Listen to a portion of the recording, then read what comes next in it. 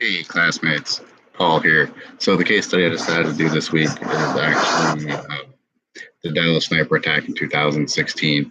I chose this case because this is kind of a like one of the newer cases, and I kind of remember a little bit of it from TV and doing a couple of little classes for it.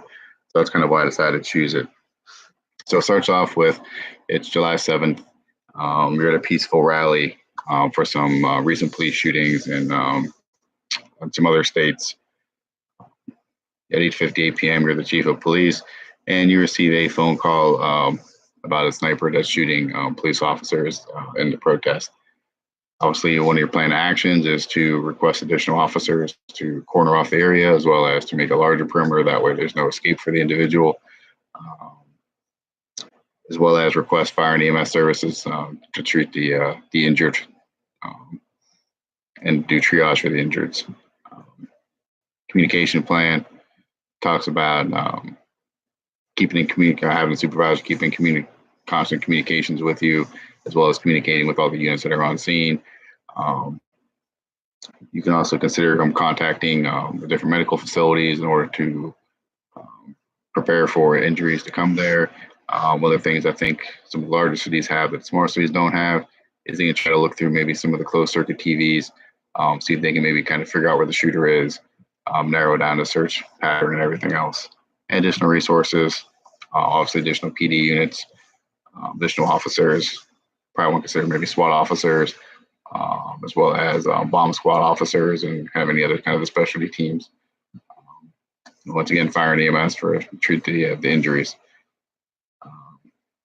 The other thing it talks about is there's at this point there's 5 officers that are killed, 7 officers that are wounded.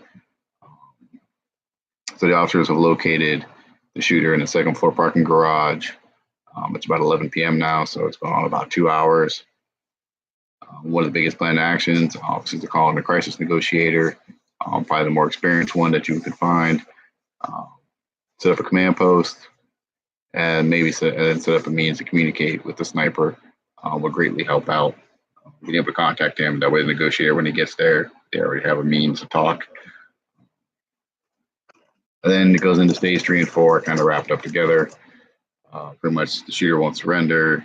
He's still in the second floor corner of the parking garage.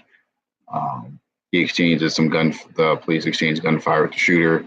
He pretty much states that he's not going to surrender and that there's additional bombs throughout the parking garage, and he's going to take out more people, specifically more white police officers, than he can.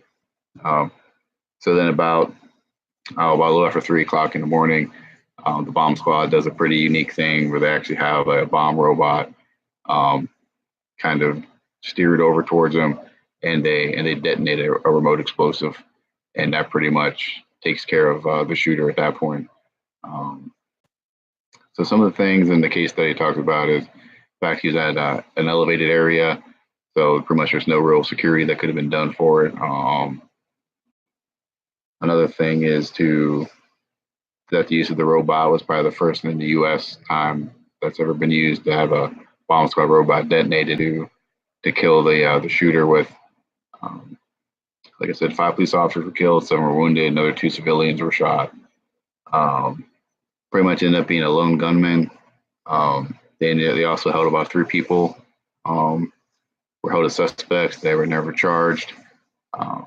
One of the things, one of the reports I looked at talked about, he said he was alone and he really wasn't affiliated with any of the groups that were doing the protesting or anything. But for him to choose where he did, it was kind of along the protest route. So obviously he either must have known something, had contact with some of those groups, or had friends that did that. So that's kind of all I really have about my case study. I guess one of the important parts, the last part is before they use the bomb squad robot, is do people think it was appropriate or not? I mean, you have a gentleman who's already killed 5 police officers, wounded 7, shot 2 civilians, and he's threatening to take out more people along with bombs and whatnot around. So at the time, the chief decided that the best course of action would be to use the robot to neutralize the shooter. That way, you didn't have any more police officers get hurt since they'd already exchanged gunfire several more times during the negotiation process. So this was my case study. Hope you guys enjoy. Thank you.